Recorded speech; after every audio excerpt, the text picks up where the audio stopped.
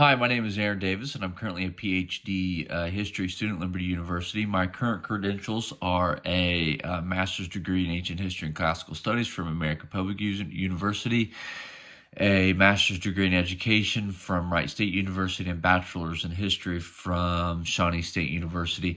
I am currently a college professor at Southern State Community College. So the key research question that I did was about the story of Craticus, who was a first century Celtic warrior who fought against the Roman Empire in the early conquest of Britain from 43 AD to about 50 AD.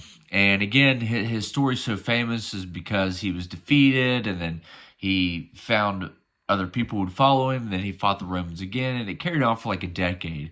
And the Romans finally captured him, brought him back to Rome, and when he went on trial before Emperor Claudius, he made this famous speech, kind of like his plea to why he did what he did, and Claudius was so moved by his speech that he pardoned him of all crimes, let him go.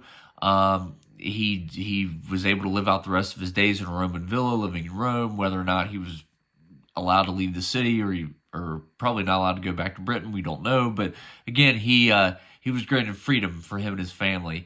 And the reason why I chose this topic is it brought about the questions is what made him so different from other Roman villains and other villains we see today against nations and empires. For example, why didn't Vercingetorix get the type of clemency that Craticus did, or why did people like Boudica and Hannibal have to kill themselves instead of facing Rome or Roman justice, or why in modern times have we has the U.S. killed people like Saddam Hussein or Osama bin Laden? Why didn't we bring them back to grant them clemency? So what was so different about Craticus' story?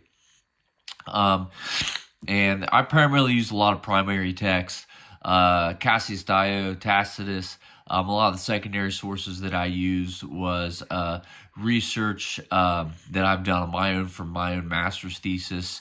And primarily when it came to the study of the Roman legions of the Celtic culture. I also used a lot of primary sources there, especially Caesar when it came to the study of the Celts. And also I did a lot of primary sources such as Tacitus when it came to and Cassius Dio, especially when it came to Craticus' story. And I also used quite a bit of secondary sources like Webster Graham, Peter Solway, when it came to the study of the Roman legions and the history of Britain. So anyways, the main conclusions that I got from my study, especially with Craticus, is what he was pardoned because the story is so moving, especially in what he said to Claudius, things like, I admit, I probably shouldn't have tried to resist you so early. I probably should have thought more about this to meet you in diplomacy. And if you let me go, you'll probably remember throughout history.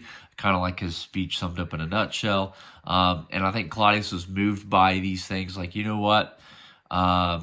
You admitted you're wrong, and I think if I do this, I might be able to live forever, or my name will live forever, something that I did. Also, his fame just grew so much, not only in Britain, but he was pretty famous in Rome too. They were so intrigued by his story.